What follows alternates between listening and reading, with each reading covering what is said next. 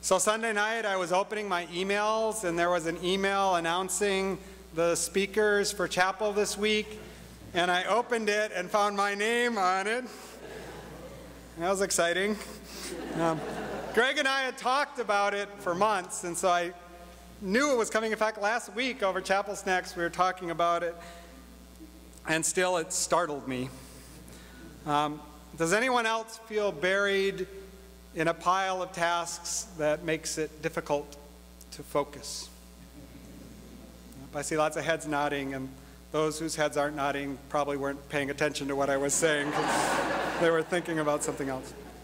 There are some things I'm capable of focusing on. This morning, I mustered up some focus to find out which obscure Disney princess I am. Tinkerbell, if you want to know. I know what you're thinking. Tinkerbell isn't a princess. She's not obscure, but that's what they told me.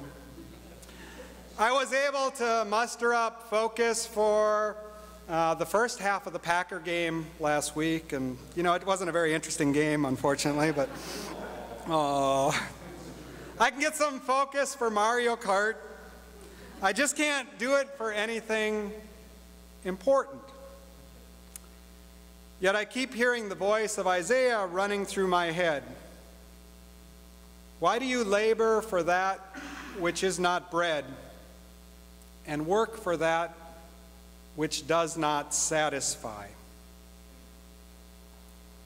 I know what bread in the deep sense, will satisfy me.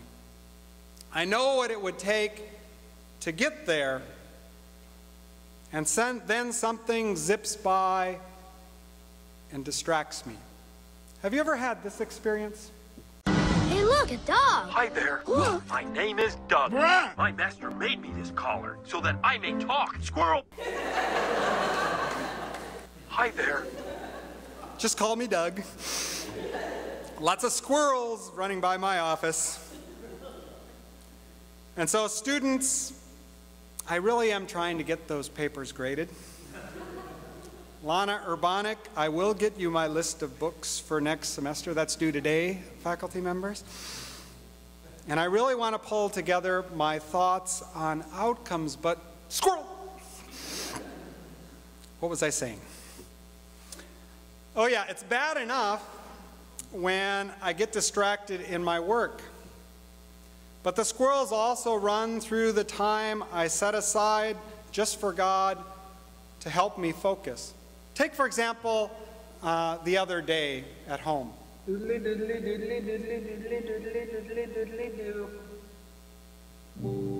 the Lord of sea and sky. I heard my people cry.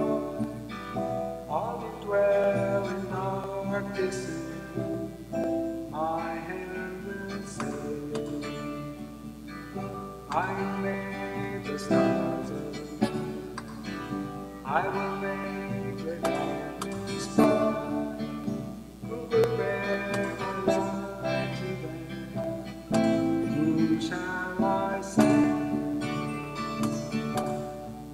Here's a story of a lovely lady who was breathing. Dad!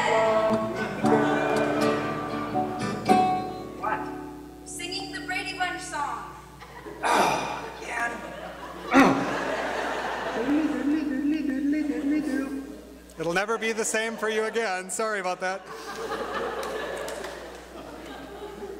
So how can my mind focus on the work at hand when it is filled with the theme songs of a distracted youth and the jingles that still seduce me? Here's a little age test for you all, so you can finish this little jingle.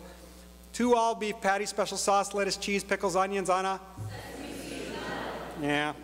Wasted youths. If I want more than a Big Mac, if I want bread that truly satisfies, it's like I have to dive into the dumpster bin of my memories and hope something healthy turns up. But at least this is the case. I want focus. I long to have total dedication. I desire a heart pure enough to do the one thing that is necessary in a moment I really, squirrel, really would like to head out on the true journey and avoid the multiple side trips. Then in the midst of the swirl of sensations and distractions, a memory awakens. It was lying there all along in my mental dumpster, right between having my baby and if this condition persists for more than 8 hours, see your doctor. Right between that trash, I stumble upon the precious promise of God, who says, "At an acceptable time, I have listened to you, and on the day of salvation, I have helped you. See," continues God, "now is the acceptable time. See, now is the day of salvation. Ready or not, here God comes, unsought, unbidden, unabashedly. While we are weak and lost, in the middle of the side trips well off of the road where we promised to meet God, in the midst of distractions and misplaced priorities, God comes, making us the divine priority.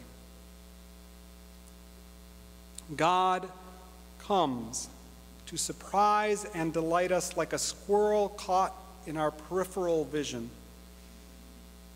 God comes focused on us when we lack focus of our own. God dedicated to us even when our songs of praise have been replaced by some crap we learned in our childhood. Finally, God shows up. And finally, I see the pure heart that saves me, and it is not my own. I see that the pure heart that saves us is the gracious heart of God revealed in Jesus, a heart of hope, a heart of love for me and for you, a heartfelt gift, undeserved yet truly offered. Such a delightful surprise has the power to banish a legion of distractions and to create enjoyment of the love offered, at least for a moment.